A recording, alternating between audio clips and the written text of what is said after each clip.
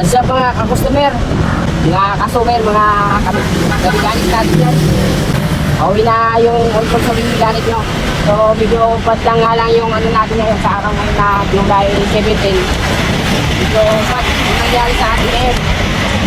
Dahil baga parang na-hold up tayo.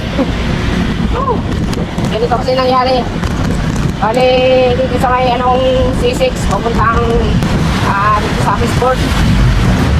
Nga dito sa may gas station ng ano Uni Oil, yung bagong bukas dito sa may C6 na gas station. Dati tayo mga kasawer, nangyari sa dahil na siya ako, iwanan ko yung mga tools ko dito sa motor ko at inilbit. Paglabas ko sa CR, natangay lahat yung helmet at saka may yung mga tools ko, tangay nila. Ginawa ko, pinag-blatter ko, pero sa tingin ko marami pang proseso, kaya medyo bad tayo ngayong araw ngayon ng Martes, July 17. Woo! So alam, talagang ano to, aral sa akin talaga to, aral. Yun nga, dahil ka dito ako dun sa gas station dahil mag-CR nga. Pasok ko sa CR, dito bagal din kasi ako dun. Then paglabas ko, yun, wala na nga yung helmet ko, tsaka yung gamit ko, yung tools. Yun ngayon, nagpa-blatter ako. Dito lang din sa may Damayan, papuntang Damayan. Road 13, yan, mag-blatter tayo. And salamat din sa mga tanod dahil nasikasoblig talaga ako nila. Dahil sa ano, wala nga yung ano ko, yung mga tools at saka yung helmet. Nasikasoblig na ako. Pumunta kami doon sa pinangyarihan, doon sa Uni Oil, dito sa may bandang C6, papuntang C6 na.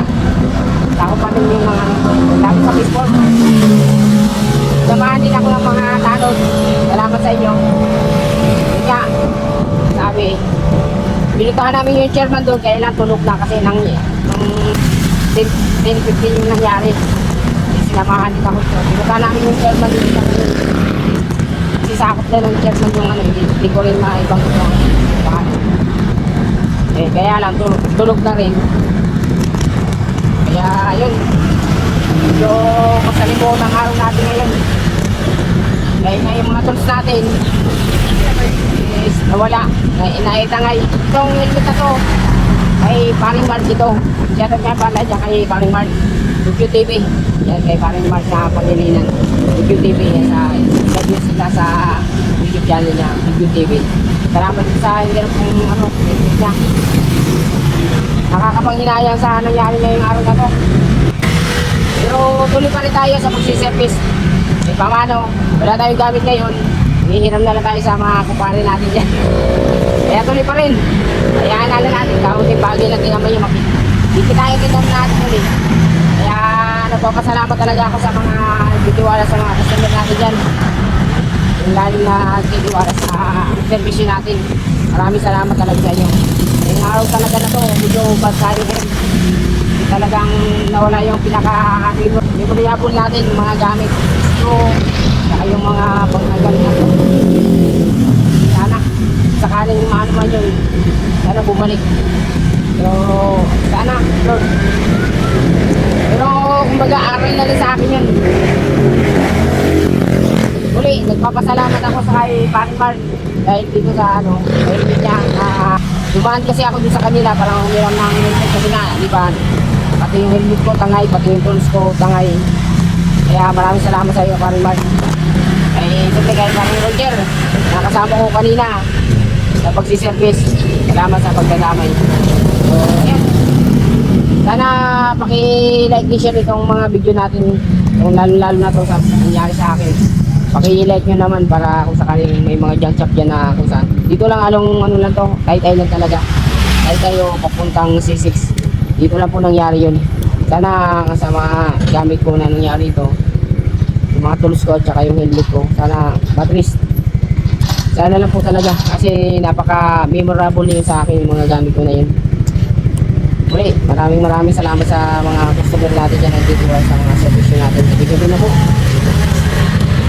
Salamat po. Sana Yogi ng Panginoon Diyos makakuha ko pa yung mga tools ko na yun. Kasi ito, hiniram ko lang ito kay Paring Mark itong helmet ko. Sana po talaga. Pero, okay na sana kung yung nakatanggap ko may kapos palat. Naibita niya nasa tama sana yung panggagalingan yung pinagbibili niya. Yung kung naibita man niya yung mga gamit ko, sana nasa tamang pararaan. O kumbaga, sa tamang pamamaraan yung mga tools na kung saka naibinta man niya, huwag lang sana ilagay sa sa mga Diyos ng bahala sa kanila. Kaya talagang hinihinaya ako sa mga tools ko na yun. Kasi memorable talaga sa akin yun. So muli, salamat kay Paring Mark, kay Paring Roger. Kaya sa pagdami sa akin.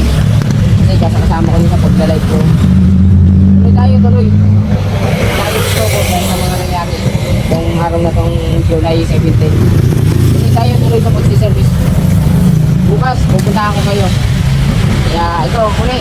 Tungkol sa mechanic tayo, home service, nais home service yan. I-end nyo na lang ako sa mga video natin. Comment na lang kayo sa mga video natin. I-end nyo ako. So, ayun. Salamat. Hanggang dito na lang.